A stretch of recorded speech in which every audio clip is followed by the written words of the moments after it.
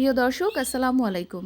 আমি সেদিন আপনাদের সাথে আমার দ্বিতীয় সবজি বাগানের আলু ক্ষেতটা শেয়ার করেছিলাম আর বলেছিলাম যে আলু যখন আমরা তুলবো তখন আপনাদের সাথে শেয়ার করব।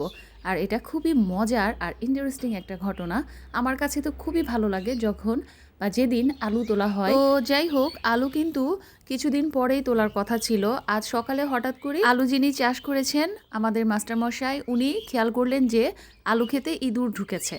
মানে বড় বড় গর্ত করে ইঁদুর সব আলু নিয়ে যাচ্ছে আর ফসল নষ্ট করে ফেলছে। তাই তড়িঘড়ি করে বিকেল বেলায় স্কুল থেকে এসেই বাপ ছেলে মিলে আলু খেতে চলে গেল আলু তোলার জন্য। আমিও দৌড় দিলাম আর আমার আলু তোলা দেখতে খুবই ভালো লাগে। গাছের নিচে সাদা সাদা বেবি পটেটোগুলো যখন মানে বেবি আলুগুলো যখন বের হয়, এটা যে দেখতে কি সুন্দর লাগে আর আমার কাছে খুবই ভালো লাগে। এটা আসলে একটু অন্যরকম ফিলিংস, বলে বোঝানোর মতো না। আর নিজেদের বাগানের তাজা তাজা শাকসবজি, তারপর আলু, এগুলো খাওয়া আর চাষ করা, তারপর এগুলো তুলতে পারা কতটা যে আনন্দের, শুধুমাত্র তারাই বুঝবেন যারা এগুলো চাষ করে থাকেন বা এভাবে ফ্রেশ শাকসবজি যখন তখন বাগান থেকে তুলে খেয়ে থাকেন।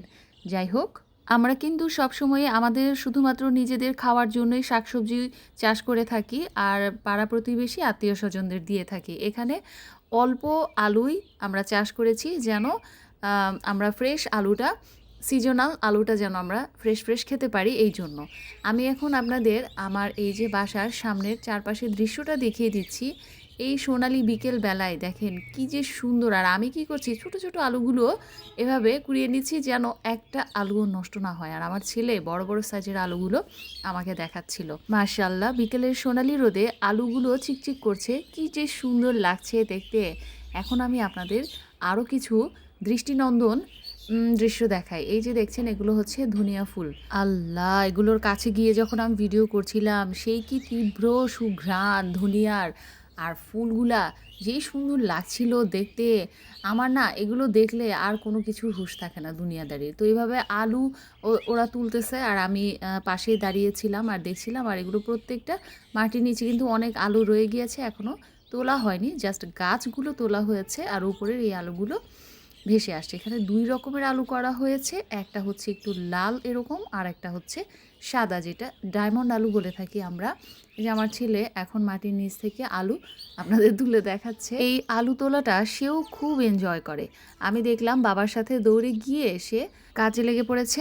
এখানে কিছু কিছু আলু ওই যে বলেছিলাম যে ইঁদুর খাওয়া শুরু করে দিয়েছে, তারপর বিভিন্ন পোকামাকড়।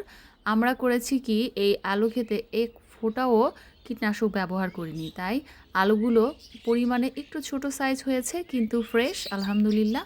তো এইসব দেখতে দেখতে আমি ভুলেই গিয়েছিলাম যে আমি চুলায় তরকারি বসিয়ে এসেছি। দৌড়ে এসে চুলার আঁচ কমিয়ে তারপর রান্না শুরু করে দিলাম। বাকিটুকু এখানে আমি শিম, আলু, টমেটো, বড় মাছ দিয়ে রান্না করছি। আর এটা শীতে আমার এই তরকারিটা খুবই পছন্দের। আপনারা কে কে খেয়ে থাকেন এভাবে বলেন তো?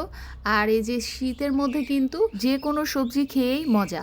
তো এই তো এখানে আমাদের আলুগুলো একটা কর্নারে উঠানের বালুর মধ্যে ফেলে রাখা হচ্ছে। ২-১ দিন ফেলে রেখে তারপর এগুলো ভালোভাবে বেছে সংরক্ষণ করা হবে। আজকের বিকেলের গল্পটা তাহলে এই পর্যন্তই।